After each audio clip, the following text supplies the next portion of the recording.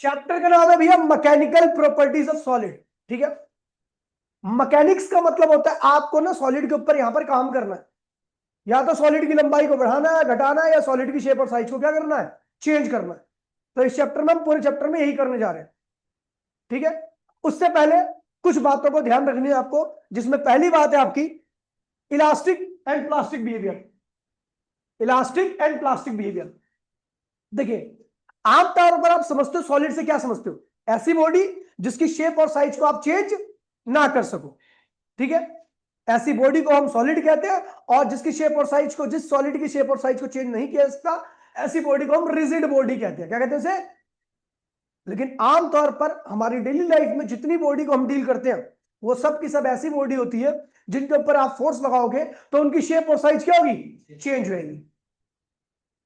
और जैसे ही आप फोर्स हटाओगे तो कुछ बॉडी अपनी शेप और साइज को रिगेन कर लेती है, और कुछ ऐसा नहीं कर पाती। जो खुद को रिगेन कर लेती है, खुद की शेप और साइज को वापस वैसे ही कर लेती है, ऐसी बॉडी को हम इलास्टिक बॉडी कहते हैं। लेकिन जो खुद की शेप और साइज को दोबारा से रिगेन नहीं कर पाती, फोर्स लगाने के बाद उनके अंदर कुछ कमी दिखती है आपको, ऐसी बॉडी को हम प्लास्टिक बॉडी कहते हैं। ठीक है, तो यहां पे लिखा हुआ है, ठीक है, मैं पढ़ देता हूं। बाय अ रिजिड, आप रिजिड से क्या समझते हो? ठीक है, we generally mean the hard solid object having definite shape and size. In reality solid are not perfectly rigid. They can be stretched, compressed, and bent. When external force is applied on a body, it may be deformed. जब आप external force लगाओगे तो body क्या होगी, deform. Deform मतलब उसकी shape और size क्या हो जाती है, चेंज हो जाती है। ठीक है भैया, when the deforming force is removed, जब डिफॉर्मिंग फोर्स हम हटा देते हैं तो some bodies are tends to regain, कुछ बॉडी अपने आप को रिगेन कर लेती है, कैसा बना लेती है, जैसे पहले थी, और कुछ बॉडी ऐसा नहीं कर पाती। सच टेंडेंसी, ठीक है, ऐसी टेंडेंसी शो नहीं करती। ठीक है, अब हम कुछ टर्म्स के बारे में पढ़ने जा रहे हैं, ध्यान रखना। ठीक है, रिलेटेड टू सॉलिड, पहला है डिफॉर्मिंग फोर्स। क्या है? देखिए भैया, आप फोर्स लगाते हो, इस कुर्सी की शेप और साइज नहीं चेंज हुआ, ये कुर्सी क्या होगी, आगे बढ़ गई। अगर ये कुर्सी आगे नहीं बढ़ती तो मेरे फोर्सेस के शेप और साइज क्या होता, चेंज हो जाता। तो ध्यान रखना है, अपने पास दो तरह के फोर्स, दो तरीके से हम फोर्स लगाते हैं। एक तो बॉडी को फिक्स करके, जब आप बॉडी को फिक्स कर दोगे बॉडी मूव नहीं कर पाएगी, तो जब आप फोर्स लगाओगे तो बॉडी की शेप और साइज क्या होगी, चेंज होगी। उस फोर्स को हम डिफॉर्मिंग फोर्स कहते हैं। क्या कहते हैं उसे? लेकिन एक ऐसा भी फोर्स होता है जब आप बॉडी को फिक्स नहीं करते और उस फोर्स को आप अप्लाई करते हो, तो बॉडी उस फोर्स की वजह से क्या होती है, आगे बढ़ जाती है। ये फोर्स डिफॉर्मिंग नहीं कहलाता, एक्सटर्नल फोर्स कहलाता है, और इसकी वजह से बॉडी डिफॉर्म नहीं होती, एक्सेलरेट कर जाती है। समझ गए? तो डिफॉर्मिंग फोर्स क्या होता है?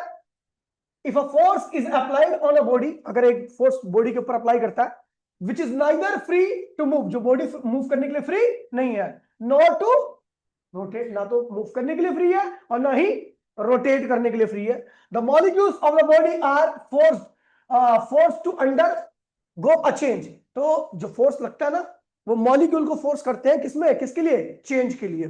ठीक है, और अपनी पोजीशन से हटा देते हैं। As a result the body में undergo change in the length. इसकी वजह से, उस फोर्स की वजह से बॉडी की या तो लेंथ चेंज हो जाती है ना, या तो उसका, या उसकी, इस तरह के फोर्स को हम क्या कहते हैं भैया, डिफॉर्मिंग फोर्स। समझ गए? तो इन शॉर्ट अगर इसकी डेफिनेशन दी जाए तो the force which change the shape and size of the body is called deforming force. The force, ठीक है, ये लिखा हुआ है, force which change the shape and size of the body is called deforming force. समझ में आ गया? आगे बढ़ते हैं। ठीक है, अब देखिए, डिफॉर्मिंग फोर्स में आ गया। इलास्टिक बॉडी क्या होता है, इलास्टिसिटी क्या होता है? तो देखिए भैया, आपके एक्सटर्नल फोर्स लगाने की वजह से बॉडी की शेप और साइज क्या होती है, चेंज हो जाती है। लेकिन जैसे आप उस फोर्स को हटाओगे तो बॉडी खुद को क्या करती है, रीगेन कर लेती है। इस प्रॉपर्टी को हम इलास्टिसिटी कहते हैं, और बॉडी को हम इलास्टिक बॉडी कहते हैं। समझ गए भैया? डिफॉर्मिंग फोर्स लगाने से बॉडी अपनी शेप और साइज को क्या करती है, चेंज कर लेती है। लेकिन जैसे आप उसको हटाओगे तो बॉडी खुद को क्या करती है, रीगेन कर लेती है। तो ये जो कर पा रही है बॉडी, उसको हम इलास्टिसिटी कहते हैं। और उस बॉडी को हम इलास्टिक बॉडी कहते हैं। यहां लिखा हुआ है, क्या लिखा हुआ है? if a body regain its original size and shape after the removal of deforming force is called elastic body and this property is called elasticity. For example, जब आप रबड़ को खींचते हो और छोड़ते हो तो वापसी क्या होती है भैया? अपनी ओरिजिनल लेंथ में आ जाती है। ऐसी बॉडी को हम क्या कहते हैं भैया? इलास्टिक बॉडी कहते हैं। और इस प्रॉपर्टी को हम क्या कहते हैं? इलास्टिसिटी कहते हैं। एक बात ध्यान रखना कि जिस बॉडी की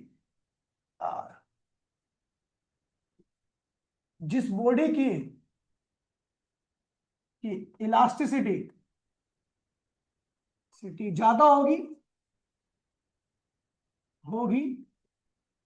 वो अपनी शेप को,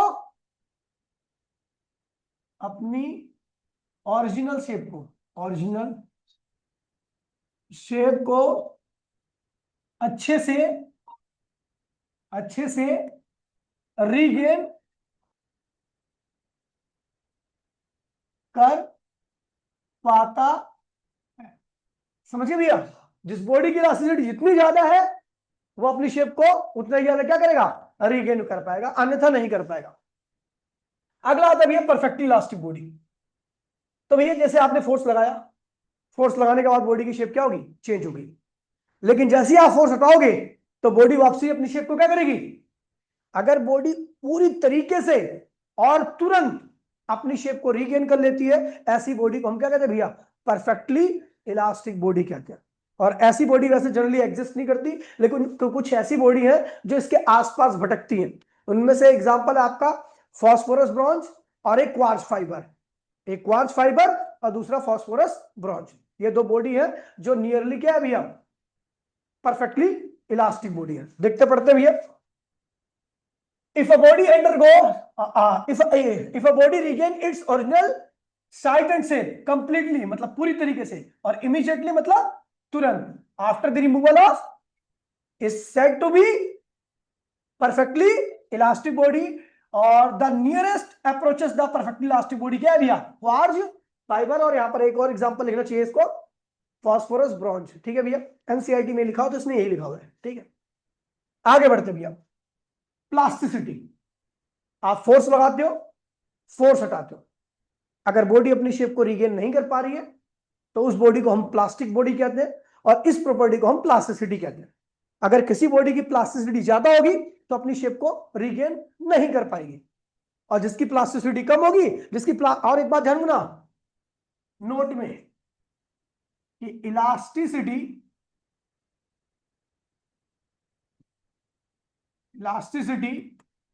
is inversely proportional to plasticity. जिसकी प्लास्टिसिटी ज्यादा होगी उसकी इलास्टिसिटी कम होगी, और जिसकी प्लास्टिसिटी कम होगी, समझ गए भैया? तो ध्यान रखना, यही लिखा हुआ है, if a body does not regain its original size and shape, ठीक है भैया, even after the removal of deforming force is said to be plastic body and this property is called, for example chewing gum चबाते हो, जैसे दांत में दबाते हो उसकी शेप वैसी हो जाती है। ठीक है, निकालने के बाद वो फुल के थोड़ी ना वैसी होती है, नहीं होती। ठीक है भैया, गोबर में पैर रख दो, अपनी शेप को दोबारा से रिगेन नहीं कर पाता। रिगेन कर लेता है क्या? आप गोबर में पैर गया कभी आपका? गया है ना? कभी गोबर का स्ट्रक्चर खराब किया आपने? तो क्या वो कभी अपनी शेप को रिगेन कर पाया? नहीं कर पाया। चलो आगे बढ़ते हैं। ठीक है, it will not regain its original size and shape. आप देखिए परफेक्टली प्लास्टिक बॉडी क्या होता है, तो जो भैया ऐसा बिल्कुल भी ना कर पाए, जैसे हमने कर दिया वो वैसा ही रहे, बिल्कुल भी थोड़ा सा भी वो अपने आप को रिगेन ना कर पाए, ऐसी बॉडी को हम क्या कहते हैं भैया? Perfectly plastic body. ठीक है भैया, और इसके आसपास जो कुछ बॉडी है उसमें से आपका नाम है पैराफिन वैक्स। ठीक है भैया, और पुट्टी, ये सब क्या है भैया? बिल्ला व्हाइट वॉल केयर पुट्टी लिख के आना। If a body does not show any tendency to regain, अगर बॉडी बिल्कुल भी रिगेन करने की टेंडेंसी शो नहीं कर रही तो ऐसी बॉडी को हम क्या कहते हैं भैया? Perfectly plastic body. ठीक है भैया, even after the removal of is said to be perfectly plastic body. Putty and paraffin wax are the, ठीक है भैया, नियरली परफेक्टली इलास्टिक बॉडी। और यहां पे ध्यान रखना कि नेचर में, इन नेचर इसे क्या कहते हैं पता है आपको? Close bracket. क्लोज ब्रैकेट लगाने का मतलब है कि इसके उधर की तरफ कुछ भी नहीं है, इसके अंदर ये सब कुछ। तो यहां पे है परफेक्टली प्लास्टिक, और ये है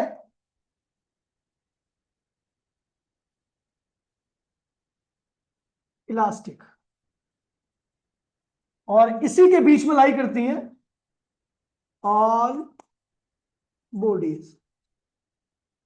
जितनी बॉडी होती है वो इसी रेंज के बीच में रहेंगी, ना तो कोई यहां तक पहुंच पाएगा और ना कोई यहां तक पहुंच पाएगा। इसे क्लोज ब्रैकेट कहते हैं, मतलब कि इधर कुछ भी नहीं है, इधर कुछ भी नहीं है, ठीक है। जो होगा इसी के बीच में, वही लिखा हो नीचे, no body is perfectly elastic और परफेक्टली प्लास्टिक। सभी बॉडी का नेचर जो होता है वो इन्हीं दोनों लिमिट्स के बीच में लाई करता है। समझ गए भाई? कोई दिक्कत तो नहीं? आगे बढ़ते भैया।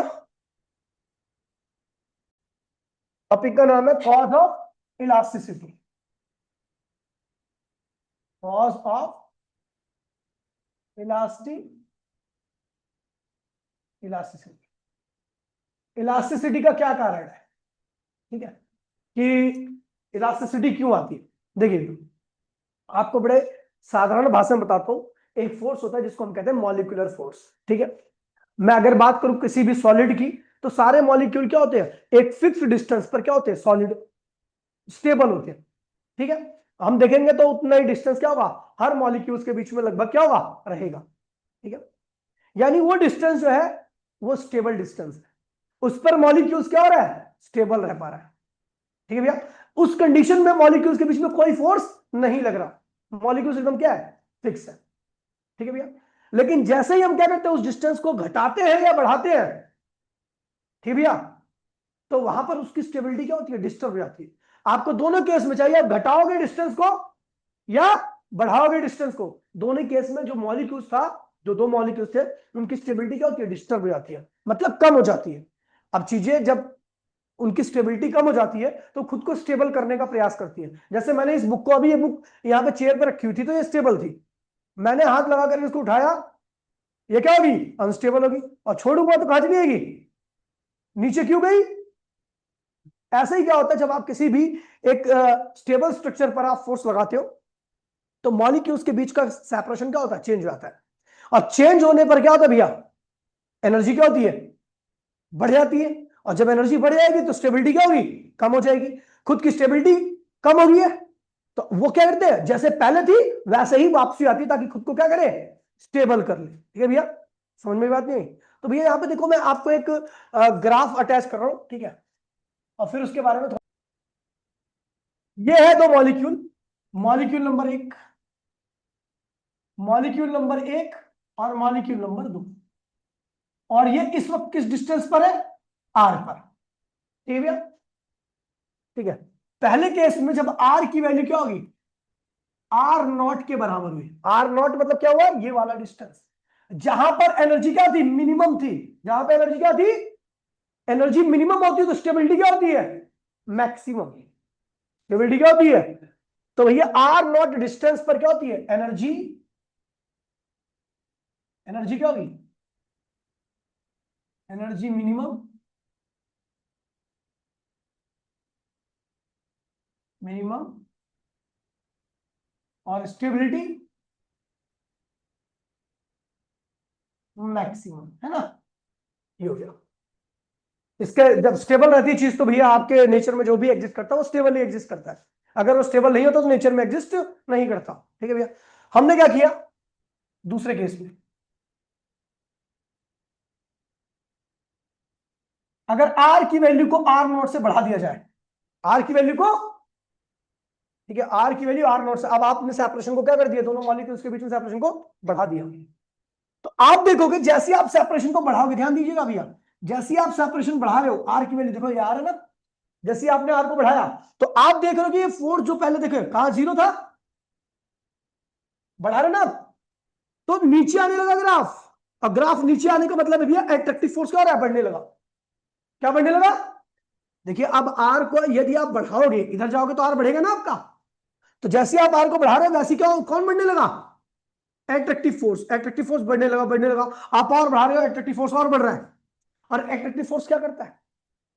चीजों को पास में लाता है। चीजों को क्या करता है? तो जैसे ही आपने छोड़ा, एट्रैक्टिव फोर्स ये हो चुका है। मान लीजिए आपने इस आर पर छोड़ा इसको, एट्रैक्टिव फोर्स क्या हो गया है? बहुत ज्यादा हो चुका है। अब जैसे छोड़ोगे तो एट्रैक्टिव फोर्स फिर क्या करेगा? इसको आर नॉट मिलेगा, क्योंकि इस कंडीशन में कोई फोर्स नहीं लग रहा था और चीजें क्या थी? मैक्सिमम स्टेबल थी। क्या थी? तो इसीलिए जब खींचते हो चीजों को ना, तो वापसी अपनी शेप में आ जाती है, क्योंकि वहां पर कौन डोमिनेट हो जाता है? Attractive force. वो उनको वापसी वहीं पर लेके आता है। चलो अब कम करते हैं, क्योंकि हमारे अंदर चूल है, हम तो हर तरीके से इसको करेंगे। तो हमने क्या किया? हमने आर नोट को फिर कम करना चालू कर दिया। आर नोट को हम क्या कर रहे हैं? अब आर नोट से कम के डिस्टेंस पे आ रहे हैं। जैसे हम आर नोट से कम के डिस्टेंस पे आ रहे हैं, पहले हम आर नोट से बाहर गए थे, बाहर गए तो अट्रैक्टिव फोर्स बढ़ा था। अब इधर आ रहे हैं तो मॉलिक्यूलर फोर्स अपनी करवट को पलट देता है। अब वो अट्रैक्शन की क्या शो करता है? रिपल्शन। जैसे ही आपने आर, और एक बात ध्यान में ना, जहां पे अट्रैक्शन होता है वहां की पोटेंशियल एनर्जी नेगेटिव हो जाती है, और जहां पे रिपल्शन होता है वहां पर पॉजिटिव आती है। आपने ग्रेविटेशन पोटेंशियल एनर्जी के बारे में देखा था, वो नेगेटिव थी। क्यों? क्योंकि वह अट्रैक्टिव फोर्स की वजह से आ रही थी। आप आगे मैग्नेटिक फोर्स पढ़ोगे, आप आगे इलेक्ट्रोस्टैटिक फोर्स पढ़ोगे, तो उस केस में आप देखोगे भैया कि ये एनर्जी पॉजिटिव भी होती है। कब? जब रिपल्शन हो रहा होता है। ठीक है, तो जैसे आपने आर नोट से कम के डिस्टेंस किया, तो आप देख रहे हो भैया कि ये फोर्स क्या हो रहा है? कहां जाने लगा? रिपल्शन की के साइड में। कहां जाने लगा? रिपल्शन। अब आपने पहले यहां पे थे मॉलिक्यूल्स के बीच में डिस्टेंस ये था, आपने दूर किया तो कौन हावी हो गया? अट्रैक्शन हावी हो गया। जब आर की वैल्यू को आपने आर नॉट से बढ़ाया, जब आर की वैल्यू को आपने आर नॉट से ज्यादा किया, तो भी क्या हुआ? अट्रैक्शन क्या हो गया? बढ़ गया। अट्रैक्शन बढ़ गया था जब आर की वैल्यू को आर क्या, दोनों मॉलिक्यूल बीच में सेपरेशन है, तो आर की वैल्यू जैसे आपने आर नॉट से बढ़ाया किया, तो अट्रैक्शन क्या हो गया? बढ़ गया। ठीक है, और ये अट्रैक्शन क्या करेगा? दोनों मॉलिक्यूल, एटम है ना, या पार्टिकल लिख दो, पार्टिकल को आर नोट पे वापस ले आएगा। समझ गया? अब आप क्या कर रहे हो तीसरे केस में? If R naught is less than, R जो है वो आर नोट से क्या हो गया? कम हो गया। तो जैसे ही आर नोट से कम हो गया, देखो यहां इधर की तरफ आ गए, तो आप क्या देख रहे हो? कौन सा फोर्स बढ़ गया? रिपल्शन बढ़ गया। रिपल्शन बढ़ गया, आप देख रहे हो पोटेंशियल एनर्जी भी क्या हो रही है? बढ़ रही है, ऊपर की तरफ जा रही है ना? वो ग्राफ ऊपर आने पर पोटेंशियल एनर्जी बढ़ रही है। लेस नेगेटिव मतलब मोर पॉजिटिव। तो ऊपर वाली चीज लेस नेगेटिव होंगी ना, जो लेस नेगेटिव होगा मोर पॉजिटिव होगा, मतलब बढ़ रही है पोटेंशियल एनर्जी। ठीक है, तो जब आप आने आर नोट को कम किया तो रिपल्शन क्या हो गया? बढ़ गया। और रिपल्शन क्या करेगा? दोनों पार्टिकल को फिर को आर नोट पे वापस ले आए। तो कहने का क्या मतलब है? जब भी आप एक ऐसे डिस्टेंस जिसपे चीजें स्टेबल है, उससे आप दूर ले आते हो, तो अट्रैक्टिव उनके बीच में अट्रैक्शन क्या होता है? डोमिनेंट हो जाता है। वो दोबारा से उनको वापसी उसी आर नॉट पर ले आता है, क्योंकि आर नॉट पे वो स्टेबल है, कोई फोर्स नहीं लग रहा, सैचुरेट है। ठीक है, और जब आर नॉट से कम के डिस्टेंस पर ले आते हो, तो उनके बीच में क्या होता है? रिपल्शन डोमिनेंट हो जाता है, उनको वापसी वहीं पे ला कर देता है, क्योंकि आर नॉट पर कोई फोर्स नहीं लग रहा। देखो ग्राफ देखो, आर नॉट पर देखो ऊपर जाओगे तो कौन सा फोर्स बढ़ेगा? रिपल्सन। नीचे आओगे तो, लेकिन यहां पर आओगे तो सब जीरो। समझ गए? तो आर नॉट वो डिस्टेंस है जहां पर कोई फोर्स मॉलिक्यूल्स के बीच में लगता। और यदि फोर्स, कौन फोर्स नहीं लगाता? जिंदा आदमी, मुर्दा आदमी? अरे कौन फोर्स नहीं लगाता? मुर्दा मतलब कोई एनर्जी उसके अंदर नहीं है, मतलब इस केस में एनर्जी भी क्या होगी? सबसे कम होगी। ठीक है, समझ गए भैया? तो that is the cause of elasticity. Topic का नाम क्या भैया? स्ट्रेस। क्या है? देखिए भैया, हम ऐसी देखिए, स्ट्रेस की कहीं पर भी बात होगी तो समझ जाना वो बॉडी अपनी शेप को रीगेन कर रही है, अपनी ओरिजिनल शेप और साइज को रीगेन करने का प्रयास कर रही है। ठीक है भैया, चलो लिखते हैं भैया। स्ट्रेस की बात करता हूं, तो जैसे हम डिफॉर्मिंग फोर्स लगाते हैं, जैसे हम डिफॉर्मिंग फोर्स लगाते हैं, तो जो बॉडी अपनी शेप को रीगेन कर सकती है वो आपके अगेंस्ट में फोर्स लगाना चालू कर देती है। स्प्रिंग को देखो, स्प्रिंग आप बाहर खींचते हो तो स्प्रिंग रीगेन हो जाती है छोटी बात, क्योंकि वो अपनी अंदर की तरफ फोर्स लगा रही है। जब आप बाहर खींच रहे हो तो स्प्रिंग अंदर की तरफ फोर्स लगाएगी, जब स्प्रिंग को अंदर की तरफ दबाओगे तो वो, समझ गए, वही पीछे वाला एग्जांपल है भाई।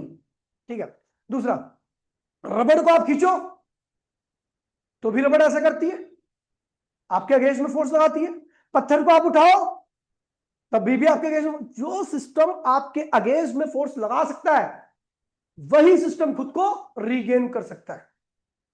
समझ गए? जो सिस्टम आपके अगेंस्ट में फोर्स नहीं लगा सकता वो अपने आप को कभी रीगेन नहीं कर सकता। गोबर अपने आप आपके अगेंस्ट में फोर्स लगाता है, जब आप दबाते हो तो क्या गोबर आपको ऊपर की तरफ धकेलता है?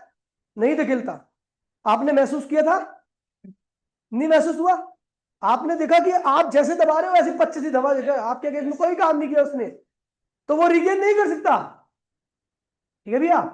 और जो बॉडी खुद को रीगेन नहीं कर सकती, यानी जो बॉडी इलास्टिक नहीं होती, वहां पर ये स्ट्रेस कभी नहीं आता। स्ट्रेस उसी बॉडी के अंदर आएगा जो बॉडी खुद को रीगेन कर पाएगी, जिसके अंदर इलास्टिसिटी नाम की प्रॉपर्टी हो। ठीक है भैया? तो जब आप डिफॉर्मिंग फोर्स लगाते हो तो बॉडी भी खुद को रिस्टोर करने के लिए रिस्टोरिंग फोर्स या रिफॉर्मिंग फोर्स लगाती है। देखिए मैं ना कुछ ही बोलूंगा, रिस्टोरिंग फोर्स या रिफॉर्मिंग फोर्स, ठीक है भैया, तुरंत लगाती है। तो आपको पता है फोर्स पर यूनिट एरिया क्या कहलाता है? Pressure. Force per unit area क्या कहलाता है? और यहां पर जो रिस्टोरिंग फोर्स, बॉडी का कुछ एरिया होगा ना, ठीक है, और उस एरिया के, ठीक है, उसका कुछ एरिया होगा, तो वो जो फोर्स जो पर यूनिट एरिया पे, कौन सा force? Restoring force. Applied force तो डिफॉर्मिंग होगा ना, बॉडी खुद को रिस्टोर करने के लिए कौन सा फोर्स लगाती है? रिस्टोरिंग या रिफॉर्मिंग फोर्स। तो reforming force per unit area क्या कहलाता है? स्ट्रेस। लेकिन यहां पर हम देखेंगे applied force per unit area. क्यों? क्योंकि दोनों फोर्सेस की वैल्यू क्या होती है? सेम होती है। ठीक है भैया? लेकिन दोनों साइन वाइज क्या होते हैं? इक्वल और अपोजिट होते हैं। ठीक है भैया? तो आपको इसमें लिखा होगा applied force per unit area, लेकिन एक्चुअल में डेफिनेशन क्या होती है स्ट्रेस की? Restoring force per unit area is known as stress. लेकिन आप इसको applied force per unit area भी लिखते हो, क्योंकि हम जो कांड करने जा रहे हैं हम सब करेंगे उस बॉडी की इलास्टिक लिमिट तक।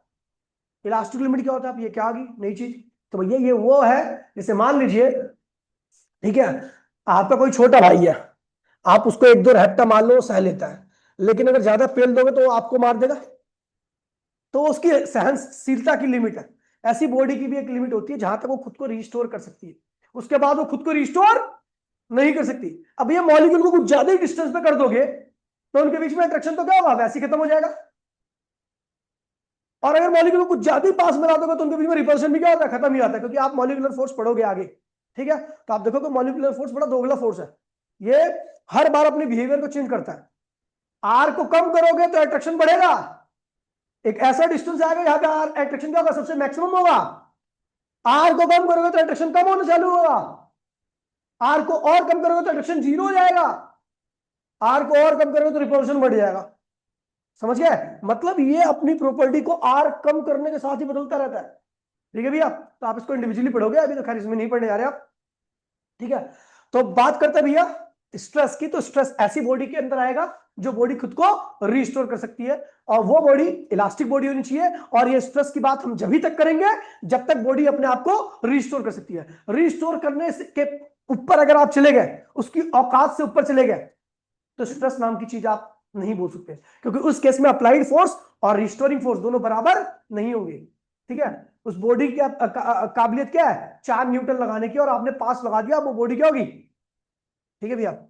चलो, if a body gets deform under the action of external force, then at each section of the body, ठीक है भैया, क्या लगाती है? Internal force. कैसा? रिएक्शन की दुनिया। ठीक है भैया? एक्शन हम लगा रहे हैं बाहर से, वो बॉडी क्या लगी? रिएक्शन। इस सेटअप, ठीक है, which tends to restore the body, ठीक है, किसमें? ठीक है भैया, the internal restoring force setup area of the deformed body is called stress. ठीक है भैया। अच्छा, जैसा कि हम जानते हैं as the restoring force is equal to deforming force, तो हम इसको लिख सकते हैं applied force per unit area भी लिखते हैं। समझ गए? अप्लाइड फोर्स, कोई दिक्कत तो नहीं उड़ा? ठीक है, तो इसका फॉर्मूला ये भी हो सकता है, रीस्टोरिंग अपॉन में एरिया, ठीक है, या अप्लाइड फोर्स या डिफॉर्मिंग फोर्स, इसको डिफॉर्मिंग भी कहेंगे,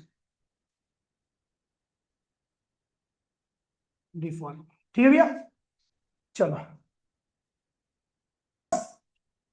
नीचे था एरिया, तो फोर्स की यूनिट क्या होती है? न्यूटन। एरिया की क्या होती है? Metre square. तो इसके सारी यूनिट क्या होगी? न्यूटन पर मीटर स्क्वायर। आपको बता दूं, स्ट्रेस और प्रेशर सेम यूनिट कैरी करते हैं, क्योंकि प्रेशर का फॉर्मूला भी क्या होता है? फोर्स अपॉन में एरिया। स्ट्रेस का फॉर्मूला भी क्या होगा? तो दोनों की एसआई यूनिट क्या होगी? सेम होगी। दोनों के डायमेंशंस भी क्या होंगे? सेम होंगे। तो एसआई यूनिट ऑफ स्ट्रेस क्या होती है? न्यूटन पर मीटर, क्योंकि ऊपर फोर्स था, नीचे क्या था? एरिया था। ठीक है। एनसीजीएस यूनिट क्या होगी भैया? फोर्स की क्या? डायन मीटर स्क्वायर की क्या होगा? और डायमेंशन फॉर्मूला क्या होगा? ml की पावर -1 डी की पावर। अब बात करते हैं टाइप्स ऑफ स्ट्रेस की। स्ट्रेस के कितने प्रकार होते हैं? ठीक है, तो पहला स्ट्रेस है आपका टेंसाइल स्ट्रेस। टेंसाइल स्ट्रेस में क्या होता है भैया कि भैया आपने क्या किया, ये बॉडी है, इसके ऊपर आपने फोर्स लगाया, कितने एरिया पर? एरिया पर, ताकि इसकी लंबाई क्या हो जाए? इसके एक एंड को फिक्स करके आपने इसके ऊपर फोर्स लगाया। कौन सा फोर्स है ये? Deforming force. किस एरिया पर लगाया? Cross sectional area. क्या है ये? देखिए, सीएस से मतलब कर्व सरफेस एरिया होता है, लेकिन यहां पर क्रॉस सेक्शन एरिया है। क्या है? मैं इसको लिख देता हूं,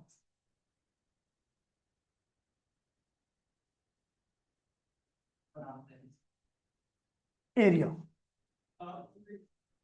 ठीक है भैया, तो जब इस तरह का फोर्स किसी भी चीज की लंबाई को बढ़ाएगा, लेंथ क्या होगी? इसकी इस तरह के फोर्स लगाने से लेंथ क्या होगी? वह क्या होगी? बढ़ेगी, कम होगी? बढ़ जाएगी। तो जो स्ट्रेस होता है उसे हम क्या कहते हैं भैया? Tensile stress. क्या कहते हैं इसे? It is the restoring force setup per unit cross section area of a body when length of the body increase in the direction of deforming force की डायरेक्शन में। अगर बॉडी की लेंथ इंक्रीज कर रही है तो उस वक्त उसके अंदर जो स्ट्रेस आता है उसी को हम क्या कहते हैं भैया? टेंसाइल स्ट्रेस कहते हैं। फिर आगे बढ़ते हैं भैया, बात करते हैं कंप्रेशनल स्ट्रेस। आपने बॉडी को फिक्स कर दिया यहां पर और आपने इस तरीके से फोर्स लगाया है इसके ए एरिया पर, डिफॉर्मिंग फोर्स है, ठीक है, और यहां पर इसकी लेंथ क्या होगी? क्या होगी? रिड्यूस हो जाएगी। क्या हो जाएगी? तो यहां पर जो स्ट्रेस आएगा उसी को हम क्या बोलेंगे? Compressional stress. क्या कहेंगे? It is the restoring force set up पर unit area of cross section when its length decrease under the influence of deforming force. चलो आगे बढ़ते हैं। ठीक, हाइड्रोलिक स्ट्रेस। हाइड्रोलिक स्ट्रेस क्या होता है भैया? ये देखिए आपने, आप वही हाइड्रोस्टैटिक यार, हाइड्रोलिक भी होता है इसे। आपने चारों ओर से क्या किया? इसके एरिया पर, इसका कुल एरिया कितना है? ए, और कुल फोर्स कितना लगा रहे हो आप? एफ। चारों ओर से आपने फोर्स लगाया और इसका वॉल्यूम क्या हो गया? कम कर दिया। तो यहां पर जो बॉडी अपने वॉल्यूम को दोबारा से रीगेन करने के लिए जो स्ट्रेस अप्लाई करेगी उसे हम क्या बोलेंगे? हाइड्रोस्टैटिक या हाइड्रोलिक स्ट्रेस। ठीक है। A body is subjected to the uniform force from all the sides, then the corresponding stress is called hydrostatic या हाइड्रोलिक स्ट्रेस। ठीक है भैया, आगे बढ़ते हैं। ये देखिए, हमने क्या कर दिया, एक इस तरह का स्ट्रक्चर लिया, इसके बेस को क्या कर दिया? फिक्स कर दिया। इसके बेस को फिक्स कर दिया, ऐसा चिपका दिया फेविकोल से। ठीक है, और हमने इस तरीके का इसके ऊपर फोर्स लगाया। तो जब आप फोर्स लगाओगे, ध्यान रखना भैया, तो आपको क्या दिखेगा कि बॉडी मूव तो नहीं कर सकती क्योंकि नीचे से चिपक गई है। तो इसका जो ए पॉइंट है वो कहां पे आ जाएगा? ए डैश पर। फोर्स लगाने के बाद ए कहां चला जाएगा? ए डैश पर। और इसका जो बी पॉइंट है कहां चला जाएगा? बी डैश पर। ये इधर मूव करेगा। तो आपने इस एरिया पर लगाया है, तो ये जो फोर्स अपॉन में एरिया कहलाएगा वो कहलाएगा आपका टेंजेंशियल स्ट्रेस या शेयरिंग स्ट्रेस। ठीक है, इस तरीके से जब आप डायगोनल को शिफ्ट कर देते हो, डायगोनल की लेंथ को क्या करते हो, बढ़ा देते हो। देखो पहले डायगोनल कितना बड़ा था, अभी डायगोनल कितना हो गया। डायगोनल को जो चेंज कर देता है, डायगोनल की वैल्यू को जो चेंज करता है, उस स्ट्रेस को हम क्या कहते हैं भैया, शेयरिंग स्ट्रेस कहते हैं। ठीक है भैया, और ये जब भी हो सकता है जब नीचे से बॉडी क्या हो, फिक्स हो। ठीक है, ठीक है, यहां लिखा हुआ है when a deforming force act tangentially, कैसा लग रहा है ये, इस सरफेस के पैरेलल लग रहा है ना ये। तो जब सरफेस के पैरेलल लगता है ना फोर्स, तो उसे कहते हैं टेंजेंशियल फोर्स। फ्रिक्शन फोर्स को भी टेंजेंशियल फोर्स कहते हैं, क्योंकि सरफेस के कैसे लगता है, पैरेलल लगता है। ठीक है, when a deforming force act on tangentially to the surface of body, it produce a change in the shape of the body, वो जो change लाती है। ठीक है भैया, the body the tangential force per unit area is called tangential stress। ठीक है, समझ गए। अगला टॉपिक क्या आपका, स्ट्रेन। स्ट्रेन क्या होता है भैया, तो स्ट्रेन होता है रिलेटिव चेंज। क्या होता है, स्ट्रेन का दूसरा नाम है रिलेटिव चेंज। इसका मतलब होता है चेंज अपॉन में ओरिजिनल। ठीक है, इस रेशियो को हम स्ट्रेन या रिलेटिव चेंज कहते हैं। ठीक है, जैसे आप परसेंटेज नहीं निकालते, कितने परसेंट मार्क्स है, तो ऑब्टेन मार्क्स अपॉन में टोटल मार्क्स इनटू में, यहां पे इनटू नहीं करना बस आपको। ठीक है भैया, तो रिलेटिव चेंज को ही हम क्या कहते हैं भैया, स्ट्रेन कहते हैं। कुछ बॉडी में आपको ये स्ट्रेन क्या होगा, ज्यादा मिलेगा। किसके अंदर स्ट्रेन ज्यादा मिलेगा, जिसके अंदर चेंज क्या होगा, ज्यादा होगा। और स्ट्रेन उसके अंदर कम मिलेगा जिसके अंदर चेंज क्या होगा, कम होगा। तो ध्यान रखना,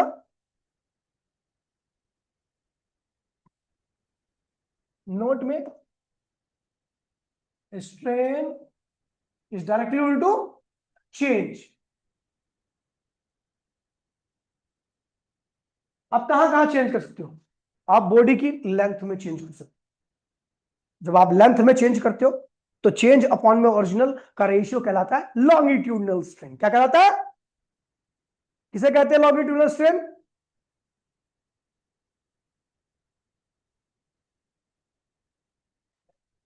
ऐसी होती है, ऐसी लिखे एग्जाम में।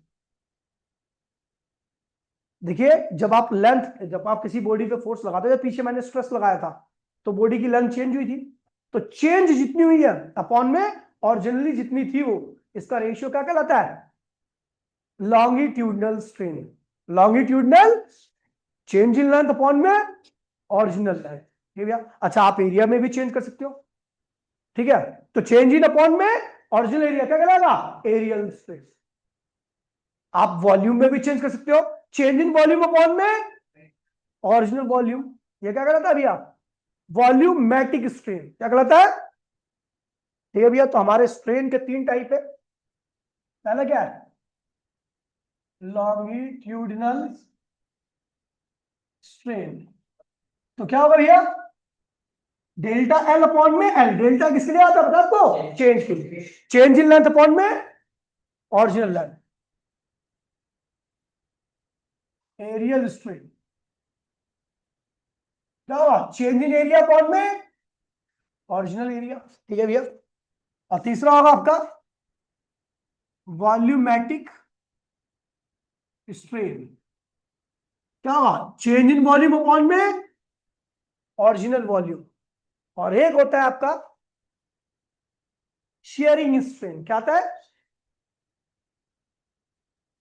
Sharing strain. अब ये थोड़ा समझिए इसको। आपको याद है मैंने एक बॉडी को फिक्स किया था अभी थोड़े पहले, ठीक है, और उसके ऊपर मैंने क्या लगाया था, फोर्स लगाया था। तो उसकी जो ए थी वो कहां चली गई थी, ए डैश पर, और जो बी था वो कहां चला गया था, बी डैश पर।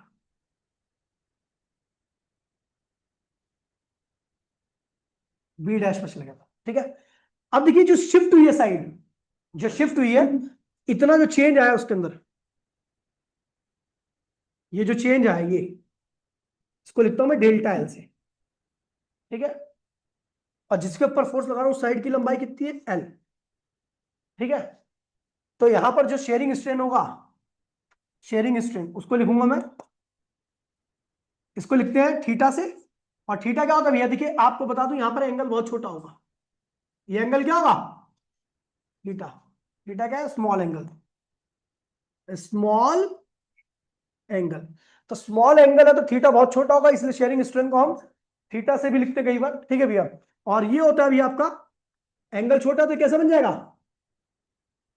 Sector of circle. कैसा बन गया ये, सेक्टर सर्कल में थीटा क्या होता है, आर्क अपॉन में रेडियस, ये होता है ना। तो यहां पर आर्क क्या है, डेल्टा एल है, और रेडियस क्या है भैया आपकी, ये एल है, तो ये भी लगभग क्या होगा, एल ही होगा। वैसे थोड़ा बहुत चेंज मिलता है लेकिन एल होगा। तो इसी को हम क्या कहते हैं भैया, शेयरिंग स्ट्रेन। क्या कहते हैं इसे, थोड़ा सा ये थोड़ा सा कॉम्प्लेक्स है, बाकी सारी की सारी चीजें आसान। जैसे मान लीजिए इसमें हमने क्या किया था, बॉडी को फिक्स करके, उसकी लंबाई क्या थी, इतनी थी, हमने फोर्स लगाया, और हमारे फोर्स की वजह से उसकी लंबाई कितनी बन गई, एल। पहले कितनी थी, तो चेंज अपॉन में डेल्टा एल अपॉन में एल का रेशियो क्या कहलाएगा, लॉन्गिट्यूडल से। आपने इस बॉडी को फिक्स करके, अच्छा ये बॉडी थी, ठीक है भैया, इसका एरिया क्या था, ये था, और आपने फोर्स लगाया 4 वोल्ट से, ऐसा फोर्स लगाया 4 वोल्ट से। तो अब ये क्या है इसका,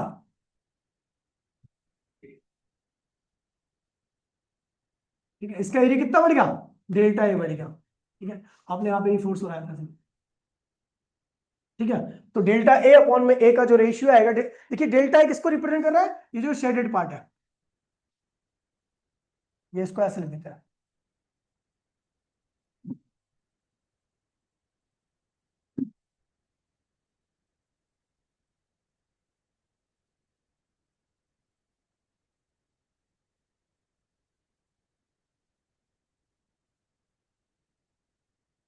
हम्म।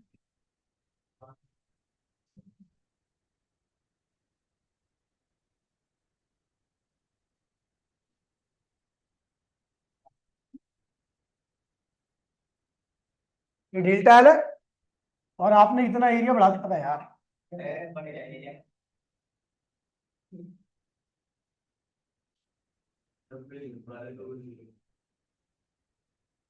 आपने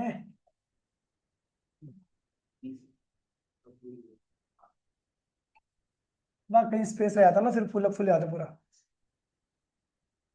ठीक है, ये डेल्टा ए, डेल्टा ए, ठीक है। ऐसे ही आपने क्या किया, किसी बॉडी का वॉल्यूम था वी, और आपने इसका वॉल्यूम बढ़ा दिया, कितना बढ़ा दिया, डेल्टा वी।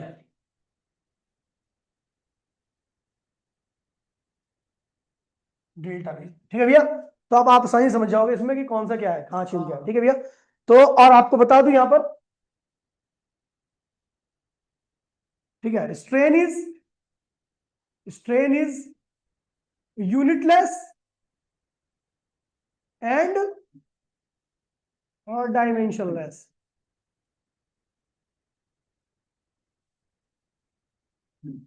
क्वांटिटी, इसके पास ना तो यूनिट होती है ना ही क्या होता है, डायमेंशन। क्योंकि हर बार आप वही चीज ऊपर लिखते हो, वही चीज क्या लिखते हो, यूनिट वाइज और डायमेंशन वाइज, तो इसलिए कट जाते हैं। तो इसकी कोई यूनिट और कोई डायमेंशन नहीं रहता। ठीक है भैया, तो आज की क्लास को मैं यही विराम दे रहा हूँ। अगली क्लास में हम इन दोनों को कंबाइन करके, ठीक है, आधे से ज्यादा चैप्टर खत्म कर, ठीक है भैया। नोट डाउन कर लेना, कल के लिए मत छोड़ना, ठीक है भाई।